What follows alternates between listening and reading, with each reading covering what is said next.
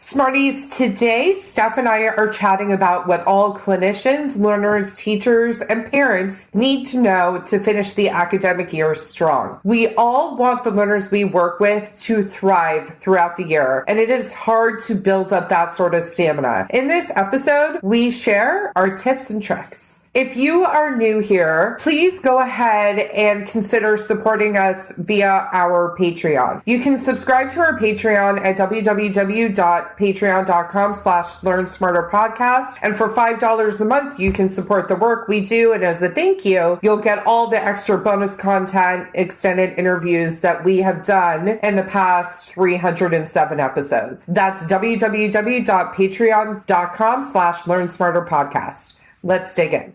You want to learn faster, but sometimes working harder is just not the answer. You have to learn smarter. The Educational Therapy Podcast.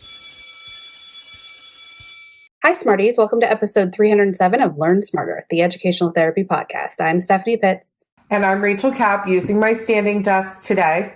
This is a new you. New episode, new me? Yeah. Is that a hashtag? Yeah. Well, I have been getting feedback from Pierce, our editor, that the chair movement is bothering him. And sometimes I've ants in my pants, and it's hard for me to sit, especially for writing and then recording, or recording and then recording again. It's a lot of sitting for me. So hopefully it hasn't been annoying our audience too much. But Steph did just disclose before we hit record on this episode that it bothers her. And she has not said that before. So now we know. Now we know. Listen, only because I know it was very hard for you. So I didn't need you to be sitting there trying to think about that as well. So yeah, it's okay. All right. All right. So today we're talking about finishing the year off strong. And this episode sort of came up as a reminder because we're recording this in April. And it's that time of year where students are starting to lose steam. So we have other episodes that we have talked about over the past 307 episodes of this podcast that have to do with the time of year, things to do with your learner over the summer, which I'm sure we're going to be re-airing why you should do educational therapy over the summer. That's episode 56. I'm making the global decision right now, the executive decision, that we'll be re-airing that episode pretty soon. And let's dig into it today, Steph. What do people need to be thinking about when it comes to finishing the year strong? Yeah, so I think we need to start with the parts that actually have to do with the physical showing up, making sure they're getting the work done, all of that kind of what's going to happen. But also there's the emotional part. And that's what I was sort of talking about earlier, which is making sure that they have enough stamina. There's enough gas in their gas tank to make it, right? This is where we hear from a lot of parents that the kid did well up until, and then right before the end of the school year, everything fell apart. And this happens time after time after time. So when we're looking at the questions of why is this happening? Okay, first of all, they're not refilling their gas tank fast enough. So they're expending more energy than they are replenishing. And so that is really important to take a deeper dive and look into why that is happening. So the first thing is that the work is starting to ramp up. And teachers need to get more grades in, more points, etc. And so things are at the end of a quarter or the end of a semester, that tends to get hit hard. And they'll end up having 4 tests in one day where that kind of thing wasn't happening before. And with the ramping up of the work starts the fatigue because they are not using their time wisely. And a lot of them sit there and think that they can like sprint to the finish and they'll just make it. But Steph, I would also add, for a lot of them, that's been their experience. 100% until it doesn't work anymore. Or the chaos that brings into the home causes parents to say, no more. Yeah. No more. Because remember, all the learners that we work with are going to say, in the fall, this year is going to be different. This is the year I'm not going to be doing things at the last minute. This is the year assignments aren't going to be missing. Watch. Because why? They just had a restorative summer. Yep. They're going in with a full gas tank, and that is their intention. Absolutely. We want them to be thinking in those ways, but if you do nothing different, nothing will change. Yeah. And that's where we step in and help them figure out how to actually accomplish that. But this is all important to think about in terms of the calendar year. I mean, parents are feeling the same way. We can't wait for summer too. We're all exhausted. Absolutely. And I don't blame them. But I think this is one of those moments where if you have that relationship with your child or you're a clinician talking to your student, thinking about and talking about these moments so that they actually acknowledge and understand that that's what's happening, because some of them are just in a mode where they just keep going until they fall apart and they don't know why. Yeah. It's very difficult to understand that it is now from the time spring break is over until summer break starts. It is a sprint to the finish. It is. And we have to think about what those restorative activities are so that learners not to continue mixing metaphors, but so they can keep their foot on the gas. Yeah.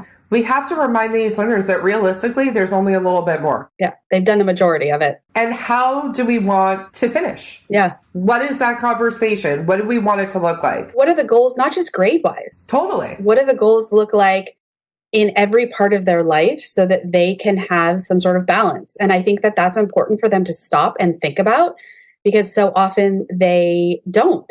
You know, it's been so long since I was in high school, but to this day, I know what April and early May felt like as a sophomore. Also, because it was your birthday, so you can It's birthday month, but yeah. When I was a sophomore, junior, and senior, I remember what it was like, how many AP classes I was taking, how much studying I was doing.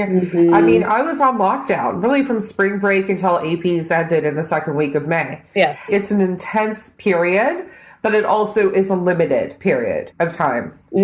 So what do we want our learners to do? What do we want other educational therapists and teachers and parents to think about in terms of finishing the year strong, Steph? So the first is make sure that you don't lose sight of maintaining your systems. Yep. Because it's so easy for that to fall off the rails because it feels like one more thing. And that is just going to be the quicksand. Once those systems aren't maintained, if you guys have been listening to the podcast for a while, you have heard us talk about foundational systems over and over and over again, because it's the easiest thing to sort of dismiss. It's the first to go. It's the first to go, but it's the most essential in mitigating anxiety and making a plan. So making sure those systems, and you can do this holistically as a family, you could do this individually as a clinician with your learners, making sure those systems are in place, repeated, and that we are demonstrating to the learners that we're working with that it doesn't matter the time of year. This is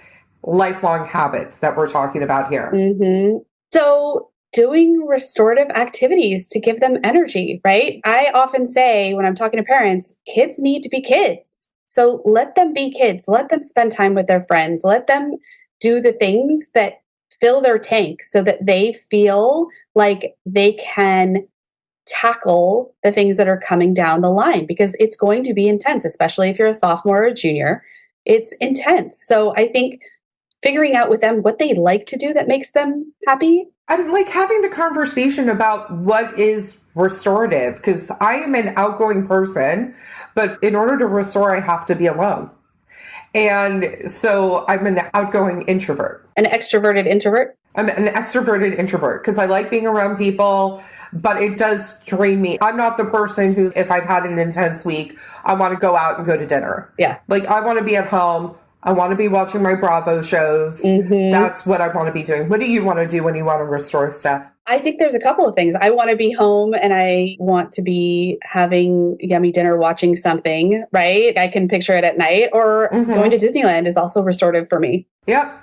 If you guys don't know, Steph has an annual Disney pass. She is there a lot. And we're planning on taking Elliot at some point soon. Steph doesn't know this yet, but she'll be our tour guide and our photographer, let's be honest, because like that's why we're going. All right, what else can we do? We can remind learners of the goals that they set in January.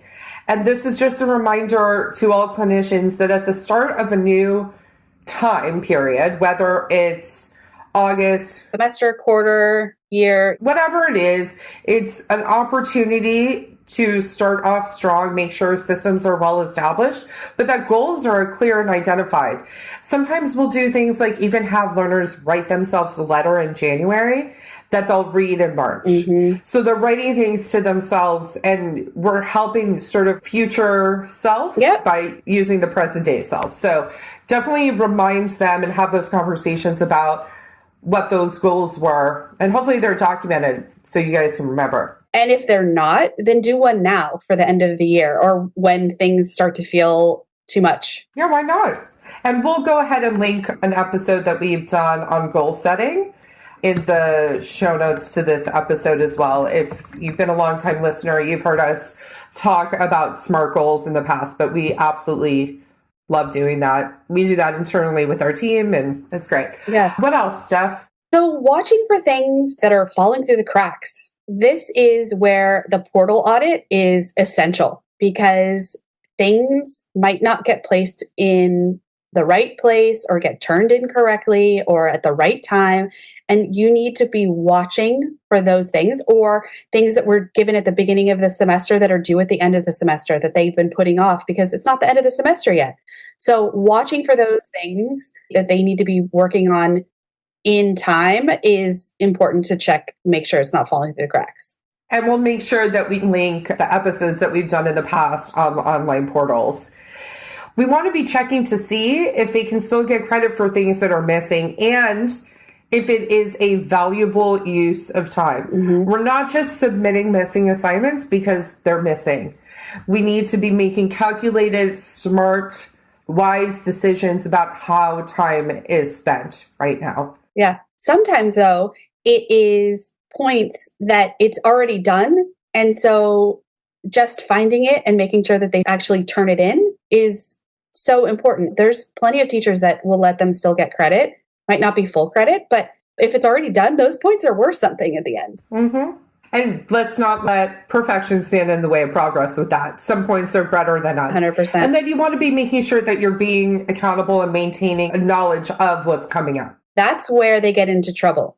Unfortunately, when you look at the portal audits and you're looking at what's coming down the pipeline, you need to look back, present, future. Yep. And all simultaneously, it feels like a lot, even though a lot of the students are just trying to stay in the present and forget what happened in the past and they didn't do and just move on from it. And not be planning for the future. Not pay attention to what the future is bringing. So they have to present day plan. So reminding them of that and just breaking everything down is going to help them tremendously. So what we wish for you guys is an easy rest of the school year and that everybody takes care of themselves and it goes smoothly for everybody. With that, have a great week, Smarties.